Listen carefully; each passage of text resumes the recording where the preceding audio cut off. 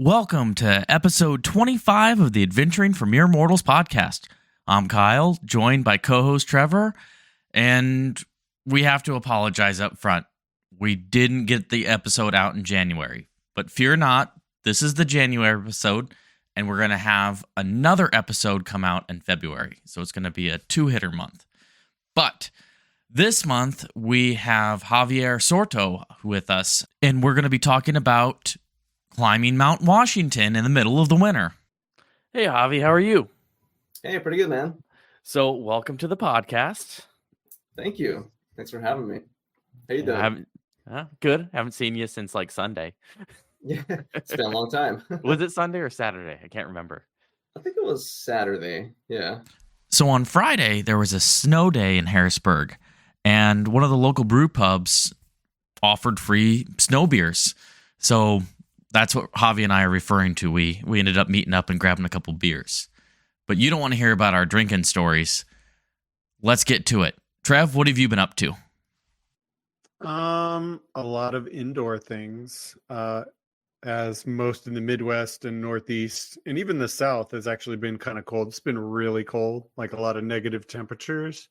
And then just in the last 2 days, we went from like champagne powder, like ice crystal snow, to freezing rain for 2 days, and now it's switched over to rain, so everything's melting. So it's just been kind of gross outside, so I've been hanging out inside.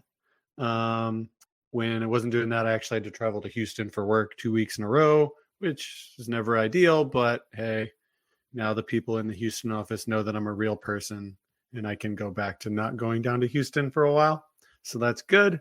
But yeah, other than that, just bike training in my basement as per usual for winters, since Midwest there's not a whole lot of things to climb in the winter, but I get by. But how about you, Kyle? Oh, keeping busy. Between work and recreational activities, it's been a whirlwind traveling.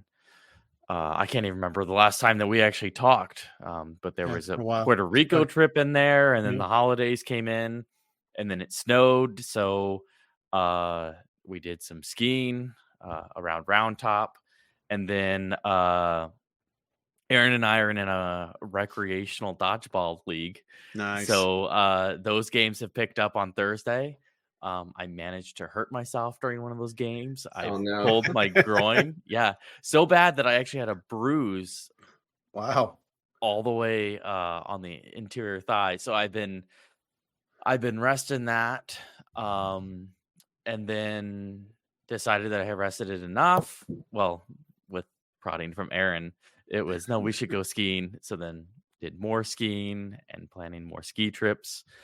And in there, I don't want to spoil the podcast, but we climbed Mount Washington over Christmas break with Javi. Well, what have you been up to? Nothing much. Just I was out there with you guys snowboarding, and then I went to my friend's house to see the Ravens game. Luckily, we won. So now we're going to keep on going with the playoffs, and nothing much. Just staying low key, planning my next adventure with my girlfriend. Nice. Possibly going to Colorado. I'm not sure yet. Yes, I have heard rumors of that trip. So. Rumors? Yeah, not really rumors. It's just, when are the girls going to plan it? Oh, right. Yeah. But all right, shall we? Oh, go ahead. Oh no, I was just saying that's about it. Nothing much. Well, should we jump into it? Yeah. I met Javi not too long ago. Actually, we've only known each other a couple months, right? Yeah, pretty recently, yeah. Through our better halves. So, but Javi leads an annual trip up to Mount Washington. And I think this is what, the fourth time? This is the third time I do it, yes. Third But time. my friends have been going out there for, I don't know, maybe like 5 times. Okay. Yeah. Okay. Yeah. So we got invited on this trip and we went up, and it was a bizarre year because Mountain Washington was unseasonably warm. I Yeah. actually did the climb in a t-shirt and Gore-Tex shell. That was it. Wow. That was as warm as it was. There were maybe gusts of 30 miles an hour at the top. But yeah, overall it was a very positive experience. I'm sure we'll get to this, but we did have some equipment malfunction. Both Aaron and I, unfortunately, we paid with our feet, but we'll get to that. So I guess the obvious starting place is, how did this trip come to be? So that's a good question because, I mean, if you think about it, nobody really wants to go up there when it's freezing. The winds are like 80 miles an hour. But I think it's a trip that, lets you finish a year with a bang. You want to do something cool. Hey, we got done with 2023. Now we got to do something fun to celebrate, I guess. And I think that's it. It's just a sense of adventure, the sense of doing something cool that just gets us out there. Okay. Yeah, and for those that aren't aware, let's explain what Mount Washington is. I was about to do that. Yeah. So yeah. Javi, you want to describe it? We'll let you.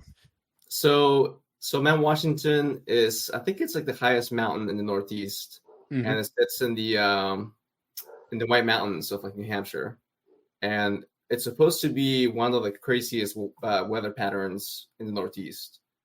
For some reason, we just get a lot of wind out there and a lot of cold, and temperatures can drop all the way down to like, I don't know, maybe like -50, -80. And winds can go up to like 220 miles an hour. I'm not sure what the record is, but it's pretty crazy. I think it's 230 miles an hour. That's insane. Yeah, if I remember right, it's around that 230, but the instrument actually broke when it happened. So it might actually have been higher than that, if I have that story correct. Yeah, it's the weather atop Mount Washington has been dubbed the most extreme weather in the continental U.S. I can see that. Yeah. And like you were saying too, the weather has been a little crazy recently. So when we did it, we didn't get to experience that craziness. It was just like a little bit more mild. It was a bit warmer. There was a lot less snow on the ground, like barely any ice, which made it easier. But also you got to like miss, I mean, if you go up there to like see the craziness, you get to miss a little bit of that. Whenever I heard this at first, knowing Mount Washington's reputation, and it was like, oh yeah, we climb this every year, my brain immediately went to, this is extreme. This is something that you have to train for. You have to have, mountaineering experience to do and execute. There's a component of route finding because unlike in the summer, there's no trails. You have once you get up above the tree line, it's big ass cairns that mark the trail, and you kind of go from one to the other. But there's sections of the climb that aren't marked, so you've got to, negotiate that. We were in the cloud for part of the trip, so that component. But after doing it, I would just say that a competent individual with the right equipment and with folks that have experience, it's doable as long with adequate planning. Yeah, that was going to be one of my questions. Like, could someone just say, hey, I want to do this? Like, obviously in the winter, that type of things, you don't want to go up there by yourself, right? But with a group, with help, it seems like, at least on your guys' experience, it was very doable. So, yeah, I think a good place to go from here is just give a rundown of your guys' trip that you were on. Like, How long did it take you? How many people were in your group? What kind of experience levels did we have? And go from there. Okay, sure. So let's see. So I think from the group, me and my buddy Freddie are the most experienced, and only because we've done this, like twice or three times. Not like crazy mountaineering experience, which is the cool part about Mount Washington because there's multiple routes you can take. So you can take the route that is more for like the hiker type, or you could also take the route that's for the mountaineering person, which you get to go out there with like actual climbing equipment, ropes, and all that. But we chose obviously the easier one, the hiking one, which is not that easy. It's pretty hard still. And really, anyone can do this hike. All you need to have is like the right equipment. So you gotta have boots with crampons. You gotta have a nice ice axe. You gotta have like all your layers, a good attitude. And also, you also have to be like physically active because the hike is physically demanding. And you don't really think it's going to be, but once you add the weather, or the weight that you're carrying, the heavy boots that you have, it adds up. Yeah. So Javi sent out to the group a really good guide, and it actually included pictures of each piece of gear. And it's like, you will need these. You need a Gore-Tex shell. You need synthetics, no cottons. You need an insulating layer. Don't wear, because you gain over 4,000 foot of elevation. And it was really nice to have this picture. And it was like, okay, at the bottom, you're going to be wearing this. Once we get up into the snow, you're going to want to change to, these, add this layer, and then you're going to do this. And he checked in as we did the trail. He checked in with folks. So Javi had his own boots. Yeah. Aaron and I rented, and unfortunately, the shop that we rented from did not have our sizes in stock. I either had a half size too small or a half size too large. And so it was either toes curled or, you have room for your toes. So I went larger. Aaron's fit, but they caused a lot of problems. Yeah, for me, that was kind of like the benefit of doing the hike multiple times is that you get to buy your own gear, that it's already, molded to your feet. It's great. It's not going to hurt. But, I feel for you guys. I didn't know your boots were too small or too big. I thought you guys had the right size. Yeah, no, whenever we got there, the guy, and we were sizing them up, and the guy's like, this is what I got. And it was, he goes, you can either have a 9 or you can have a 10. And I was like, they're European size. So technically there's going to be, I think it's 4 sizes in between each one. And they were like, yeah, we don't do that. So, but the thing is, you don't know until you actually climb. They're basically like ski boots. In fact, I think my ski boots would have been more comfortable for me. I remember you saying that. Yeah, my ski boots are very comfortable, and they have a lot of mobility whenever I flip the one switch in the back. So I should have, and they were crampon compatible and everything. But yeah, even though they're like pretty uncomfortable, they are really helpful because they are crampon compatible, like you said. Even though you could use your normal hiking boots as long as you have ankle support, but the benefit is that the boot is more rigid. It's gonna work well with crampons. It's gonna insulate your feet better. But the downside is that if you're renting, then you don't know what you're gonna get. Yeah, that was a lesson learned. I try to avoid renting gear, especially boots. But you live and learn. Yeah. So how did you get into mountaineering? As we've hung out, and you've shared stories and things, you've done a lot in a lot of different places, but how did you get into mountaineering? So I wouldn't really describe it as mountaineering, but I guess the first my first experience would be when I left the Navy. I was stationed in San Diego, and I was doing a road trip back home to Maryland. One of my first stops was in Death Valley, and then I was going to go to Yosemite. And along the way, I had to use the bathroom. I think I saw this little, I think it was like a rest area or something, but it ended up being the what's it called? The place where you get your reservations to summit Mount Whitney. And I didn't know that at the moment. I didn't even know what Mount Whitney was. But I just went there, used the bathroom, and then I saw like a big group of people waiting for something. And I was like, hey, what are you guys waiting for? And these couple that I befriended, they were like, oh, we're waiting for like the lottery tickets so we can go hike Mount Whitney in the morning. And I was like, oh, wow, that sounds really cool. And then I got to learn about Mount Whitney, and it's supposed to be the, I think the highest mountain in the lower 48th, I believe. Correct. And I put my name in for the lottery, and I actually won out of like 100 people. Nice. Yeah, it was kind of funny. And then the couple that I met, they were like, oh, can we do it with you? Because the ticket was for like 3 people or 4 people, and it was just me. So I was like, yeah, let's go. So we did that. It was crazy. I was not ready. I think I hiked in steel toe boots, and I think like 4 of my toenails just fell off. Oh, Yeah, it was an insane hike. I think it was close to like 21 miles or something. But I did it, and that got me hooked. no, that's cool. I bet you many people in that line or in the lottery were not super happy. You walked out, it's like, oh yeah, I'll try this. And of course your number gets pulled.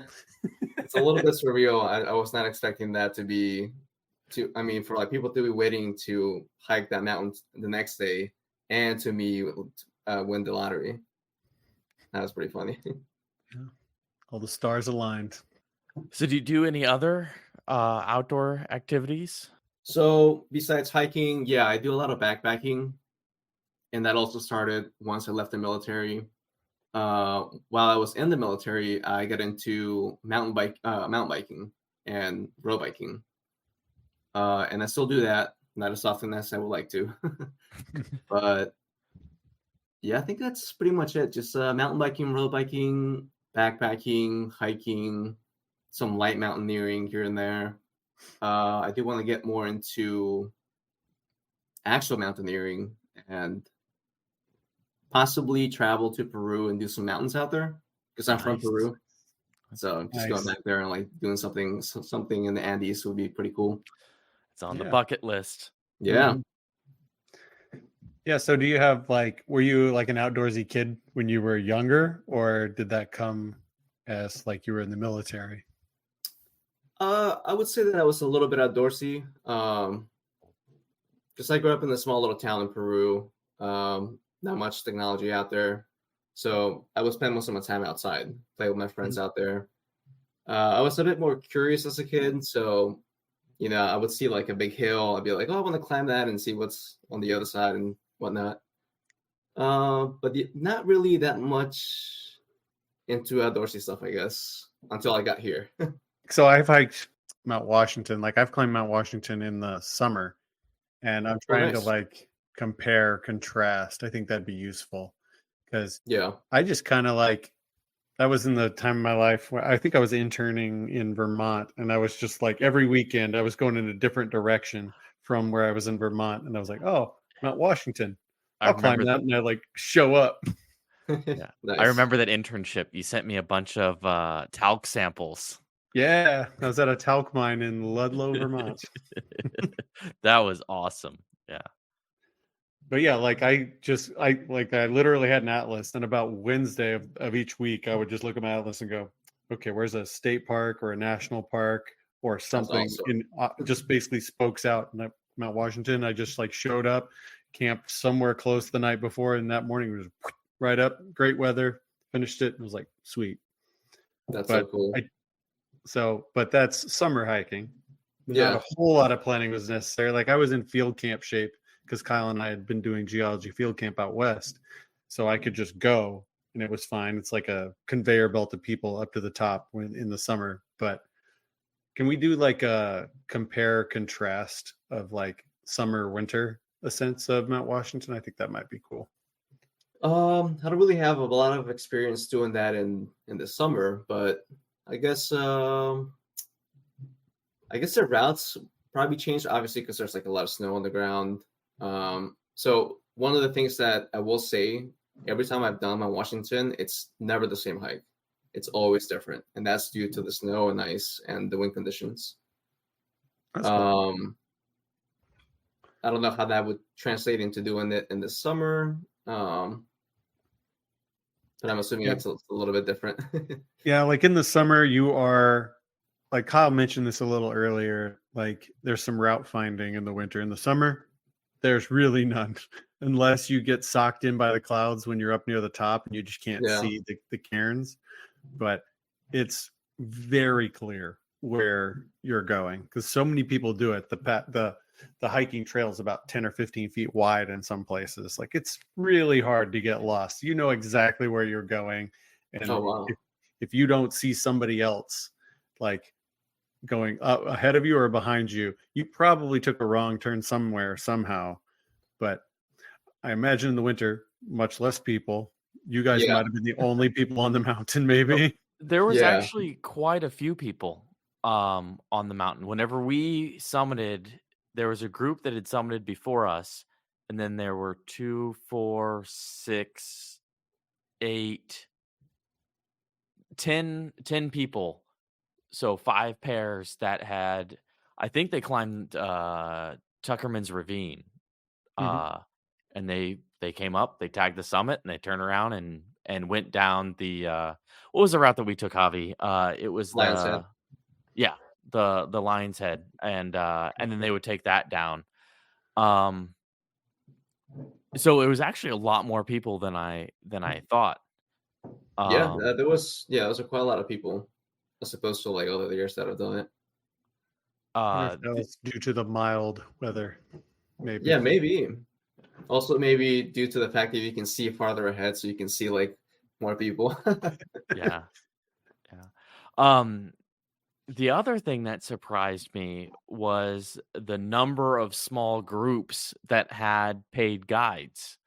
And I don't know why that surprised me, but it did. There were at least 2 groups. The one group that we followed down was one of the groups, and then there was another. And that was fun to follow them because you would hear them give instructions, watch me do this. This is how you do that. Don't do what this group is doing in front of us. And, a bunch of other things. That's probably a good idea, honestly, for someone that's doing Mount Washington for the first time in the winter, because you really never know what you're gonna get. Like it could be like sunny, kind of warm, and then like a storm could just come up from like nowhere, and it's cold, visibility drops down, you're freezing, you don't know what to do. So having a guide, I think it's a good move for anyone that's trying to do something like that for the first time. Yeah, and it was talking with some of the folks. It was reasonably priced. They got the equipment, they got the gear, they got the person to lead them up. It was interesting. The guides actually climbed with umbrellas. Really? So they had their waterproof shell, but they had an umbrella that they took up with them. And it was all the guides carried an umbrella. It's crazy. Is it so you could pick them out? Or I have no idea. That's interesting. Yeah. But as we've kind of alluded to, the weather can change in a heartbeat up there. And we didn't have any issues whenever we were there. But recently, I've been seeing headlines because I have visited Mount Washington. My phone has now pinged Mount Washington. It has heard me talk about Mount Washington. And they got a bunch of snow, and there was a lot of backcountry skiers. And the weather changed, and they didn't have the experience. And so there were 12 rescues, I think, in one day. Ooh, wow. Where they went out to recover folks that had got turned around, lost, couldn't ski down because they couldn't actually see where they were going. And yeah, so it's kind of surreal. You're up there, and whenever we were there, it was really nice. But knowing the history of Mount Washington, I never felt secure. Like it was like when we got to the top, it started to have some fog roll in, and I was like, oh, well, we could be in this for the rest of the day. Yeah, So that was definitely have to have a lot of respect up in the mountain. yeah. I think I heard of a story recently where this really experienced hiker just recently passed away, unfortunately, up there due to like I think it was just the weather was just too bad. He knew about it, I guess, and he just still went forward. But we don't really know what happened. But it just goes to show like anything can happen on the mountain, and if you don't have a means to get out, call for help, or even a friend to like, hey, I'll help you out, or I'm gonna stay here, I'm gonna get help, I'll be back. It's pretty tough. Yeah, for sure. When anything you do in the winter, it doesn't have to be on Mount Washington. The stakes are higher because that's not, if something happens, if you get lost and you're there overnight and you don't have things to keep yourself alive, like stakes are much higher. So that's why it's always good to go in a group like y'all did. I mean, and have like the Garmin spot devices, a way to contact. If you do need pulled out by search and rescue, a way to actually contact them, because a lot of times cell phones aren't going to work. Exactly. So, yep. Got to respect the mountain because it does not care who you are. Yeah. Yep. Mother Nature does not discriminate. That's right. So I think since y'all have done the summer, or I've done the summer, y'all have done the winter, can you, either of you, give a good reason why somebody should climb this in the winter instead of the summer? This is a good one too.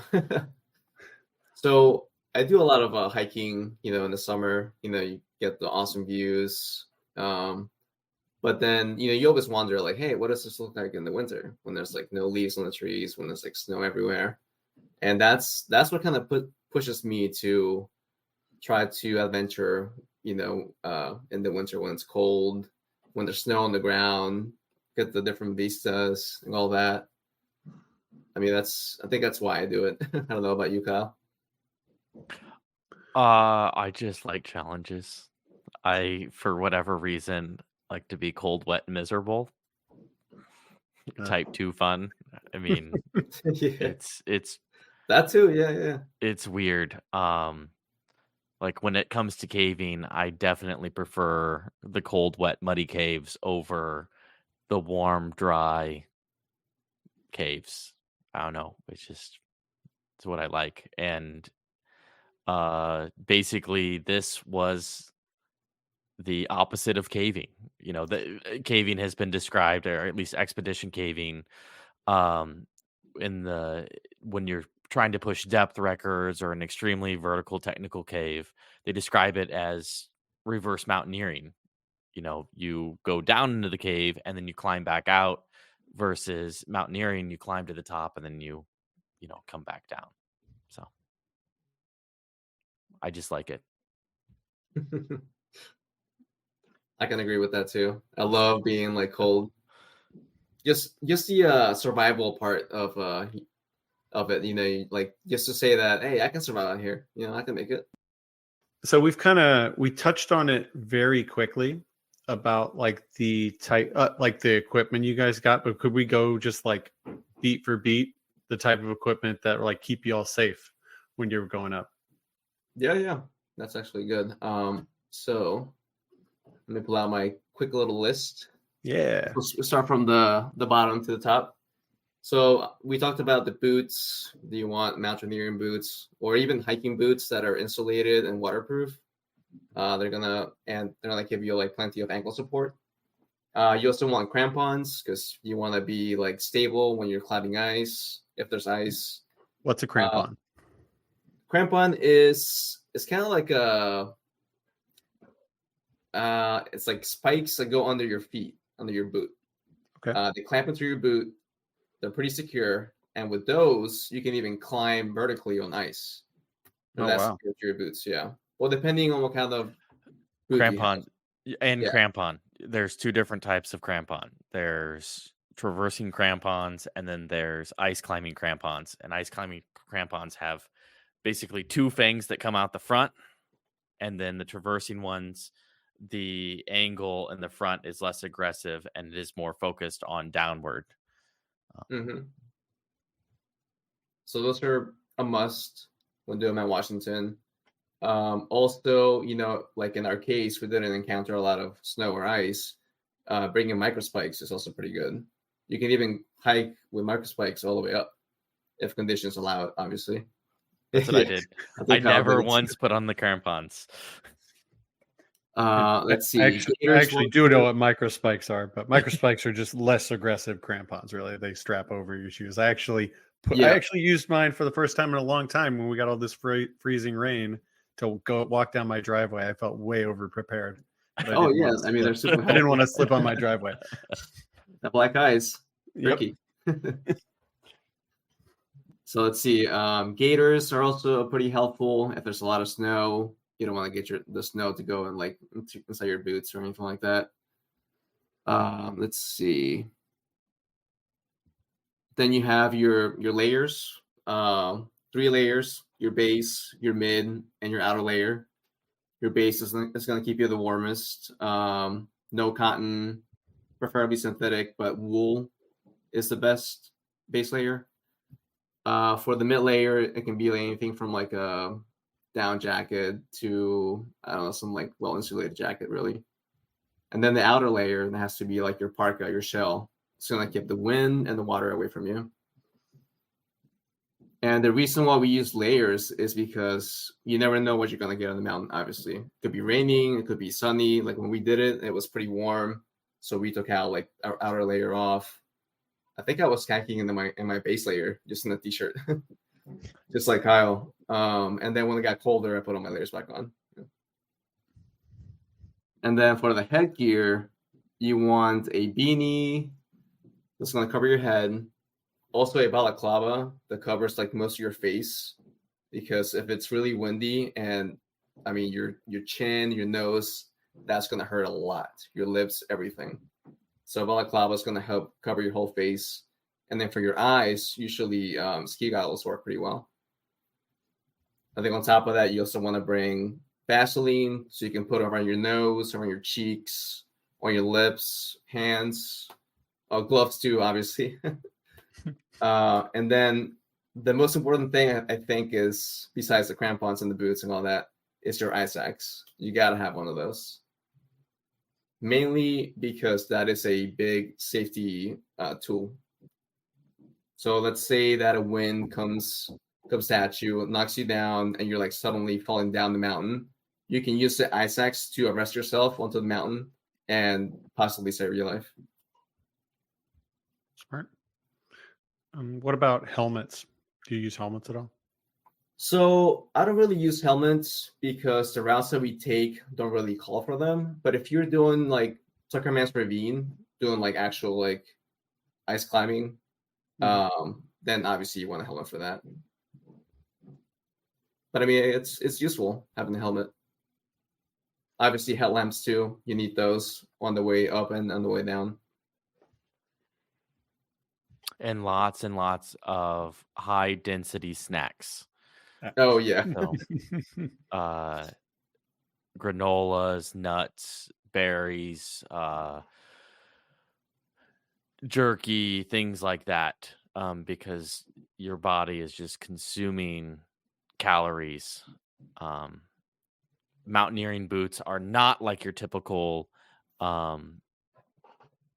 boots, hiking boots, in that they are heavy. So the rental boots were what they call double walled mountaineering boots. So you have an inner insulated layer, kind of like a liner, and then on the outside it's just like a ski boot. There's a plastic shell, and there is no flex.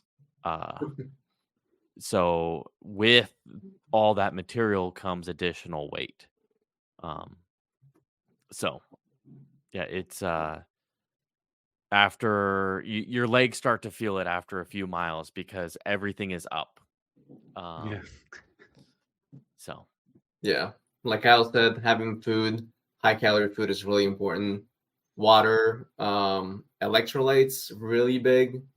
When we did it together, we had one of our buddies that I just met on that trip. I guess he wasn't hydrated enough, and he just looked pretty bad. And I had to like almost force him to drink my electrolyte water because he was looking pretty rough. And the biggest thing out there is just safety. Like I wouldn't say that I'm experienced enough to know the signs, but you can kind of tell when someone's struggling to the point where like he's gonna be like a liability to himself, putting stuff in danger. So just like chug this water right now, and yeah, he felt way better after that too.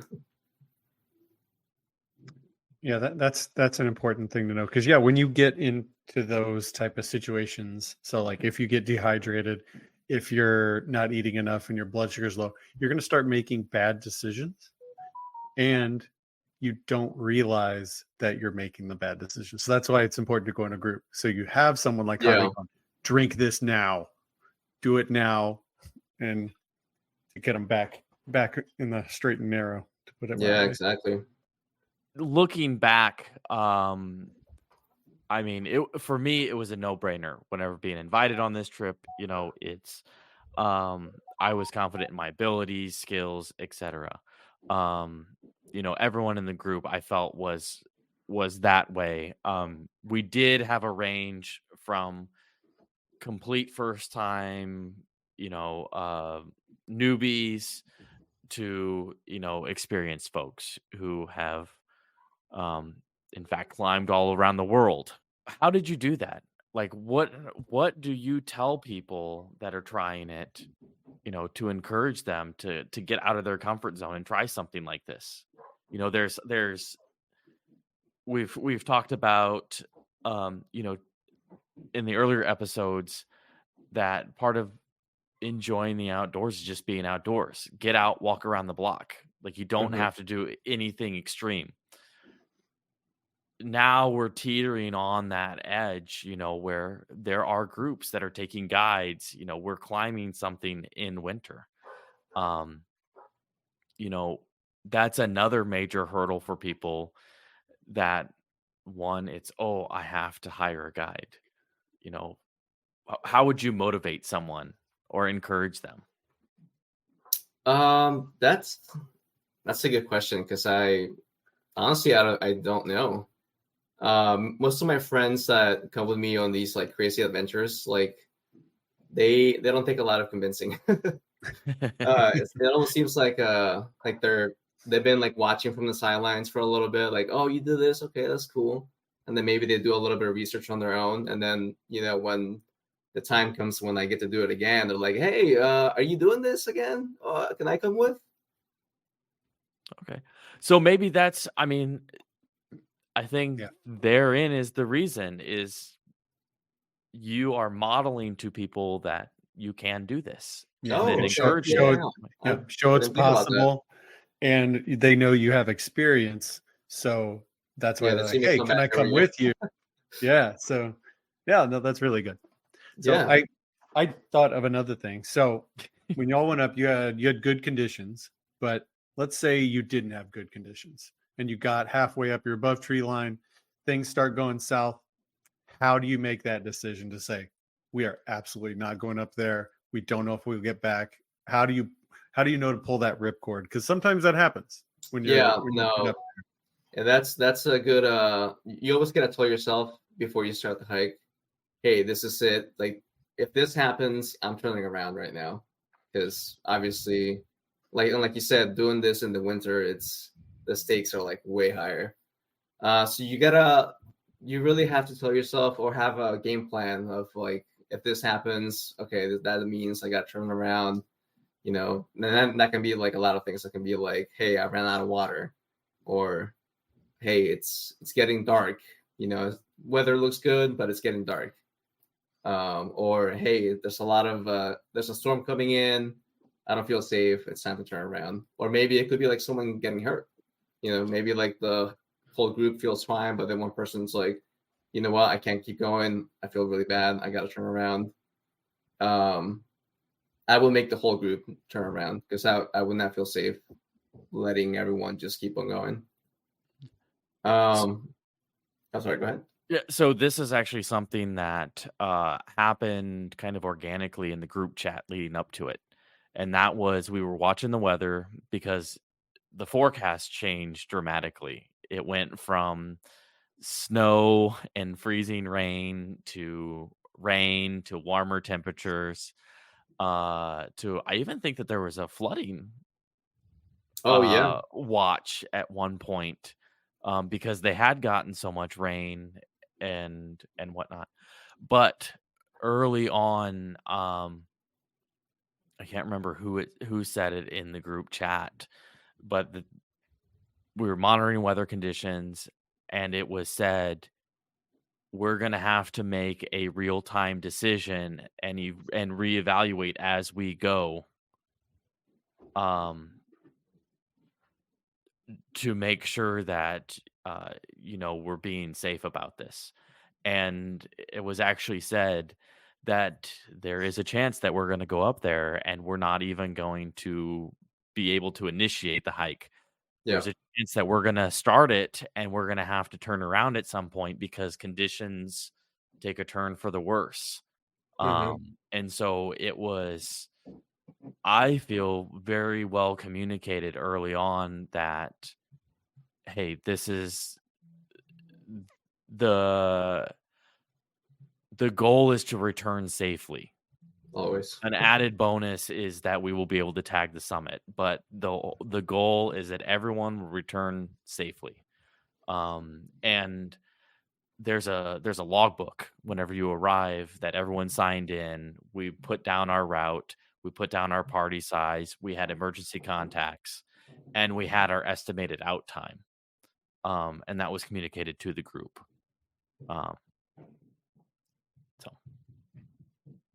That's very good. Yeah, no one's going to care if you got to the top if you didn't make it to the back to the bottom. Like, gotta make sure you get home safe. Yeah, Kyle said it very well. Absolutely. So, do we have any other Mount Washington questions, or can I do my favorite questions? I was just going to add into what Kyle said, or the topic that we were just talking about. So on my first summit attempt ever, I got a little bit of like summit fever, which you don't want, obviously, because if conditions are bad and you want to keep going, that's a big no. But it was really cold when I first did it, and really windy, and it had just snowed, and the wind visibility was so poor because the wind was picking up the snow that was on the ground, and sometimes like it would be so bad that you couldn't even see your hand in front of you because the snow was just like insane. And when that happens, obviously, when that happened, we had to stop, and we were talking. We were like next to each other in the whole group, and we were like, okay, if the wind doesn't stop, we are turning around right now. But luckily, the wind stopped. And then we decided to like, hey, let's just keep on going up. And if it changes, then we come back down. Luckily, the wind never picked up back up again. We were able to summit and then come back down safely. But yeah, that's just one of the experiences that you get to have out there. So I don't know if you knew this, Javi, but in my pack, I had a tarp that you can pitch. And I had snow stakes and everything. But it's a tarp that you can pitch with your hiking poles. Okay. And you can make it directional. You can do all sorts of different things in the event that something went and we had to, that the weather turned and we had to hunker down at least for a little bit for that reason. Oh, okay. That's pretty smart. So, yeah. And I brought that along because I have had in other instances to use that setup we're out doing field work and, it's a sunny day, everything's going great, and then you see some clouds building in the mountains, and then the next thing you know, you're sheltered in place because it's a thunderstorm and there's no place for you to go. Yeah, that's pretty smart. Also, I don't know if you guys know, but they sell like little emergency bibs that they can be used as a sleeping bag, and they're like thermally insulated, and they're not pretty big. They're pretty small. You can put that in your day pack, and that's like just an added extra security, like you said. No, that's good. And I think when you were telling your last story, Javi, a very important part was that your group was constantly reassessing. Like you didn't just go from the bottom and say, okay, we're going to go. And didn't stop once in the middle and say, well, what's it look like? It seemed like you guys were constantly reassessing, checking what the weather was like, what all the conditions were like, and saying, yes, we can keep going, or no, this is time to stop. Now, I think that is important. You don't just make a decision and stick with it no matter what. Yeah, and it's funny because Kevin, my friend Kevin, he was the one that was making the calls, the final decisions. He's the one that started the hike to Mount Washington in the winter. But he didn't get to come with us this time because I think he just became a dad, so he was busy with his family. But yeah, he's the one with the most experience, and he was like, "No, we got to stay here, guys." And I was like, "Okay, let's wait it out then." Yeah. And it got better. That's good. All right, I think it's time for my favorite questions. So, I ask this of everybody. But what has been your biggest outdoor mistake? So this could be Mount Washington. This could be in other adventures. Just we're all human. We all make mistakes. I've made dumb mistakes and almost died a couple times. It happens. Ooh, this is another good one. So this was while backpacking in Spruce Knob, West Virginia. Mm-hmm. This was actually my first time backpacking. And my buddy Darren, he was the one that invited me out. And it was Darren, myself, and two other people. Darren's brother, Devin, and then my friend Gerald. And we were all new, except for Darren. He was the one that had the experience and all that. And the trip was really fun. It was awesome. It was in the winter, so it was cold. And it was rainy as well, which kind of sucked. Yeah. But the problem happened so we parked at the top of Spruce Knob, and then we hiked all the way down the mountain, camped out there at the bottom, and then we had to hike all the way up the mountain to leave because that's where we parked. And on the way up, I guess my buddy Devin, he wasn't that physically active to begin with. He was having a lot of hard time trying to make it to the top with all of us, carrying like a big backpack with all his backpacking stuff. And we decided to split up. So myself, I went with Darren to set up camp up top of the mountain. And we were doing that because it was cold and it was rainy. And we were trying to get there, set up the camp, get the fire started. So by the time Gerald and Devin got to the top, they'd be nice and warm. And it seemed like a pretty good idea at the moment.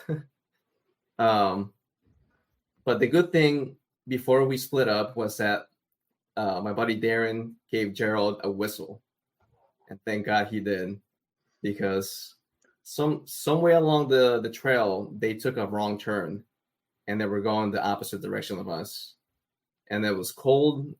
It was the middle of the night. It was cold and it was rainy, and so me and Darren got to the camp. We started the fire. We waited for like 10 minutes, 15 minutes, 30 minutes, nothing. They should have been there by now. So we got pretty worried. And I was like, okay, I gotta go find them because they're lost, obviously. So I ran back down the mountain. It must have been like maybe 2-3 miles.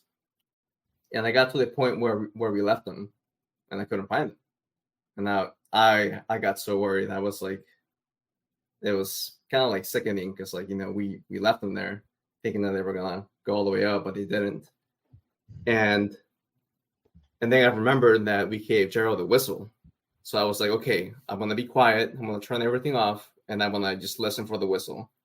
And I did that, and I heard it very faintly down the mountain, and I was like, "Oh my god, I can't believe this!" So I ran through the woods, not even following the trail, and then I found him out there, all cold, like on the ground, like ready to give up. But as soon as I found him, I was like so relieved, and I was like pretty happy. I was like, "Oh my god, thank God I found you guys." Yeah, like if they didn't have the whistle, it could have went a completely different way. Like, yeah, and it was cold. It was starting to freeze, and they were all wet, so it would have been pretty bad. But luckily, they had the whistle. Luckily, I found them. I grabbed Devin's backpack, hiked it all the way up, and then they followed, and we had a good night after that. Good. Yeah, that could have been like a really bad trip, but thank God it didn't end that way. No, that is exactly the type of answer we're looking for. So that's good. And yeah, for the last question, before we kind of bring it on home, this is just like a catch-all that I like to use. So is there a question that we didn't ask you that we really should have? Like, did I just swing and a miss on my pre-prepared questions? Or is there any details that we just didn't cover? No, I think you guys asked all the right questions. I mean, safety is number one if you're thinking about doing something as crazy as Mount Washington. If you want to do it for the first time, I think hiring a guide is really big. Something you should think about. Rental gear as well. If you're going to rent gear, make sure it's going to fit your feet. And that's it. And if you're thinking about doing it, make sure that your number one plan is to come back down. Yeah. Well, cool. I think I'm going to bring it on home then. So Javi, is there like a way for people to follow you on social media, or are you a social media hermit like Kyle? I do have Instagram, but it's not public.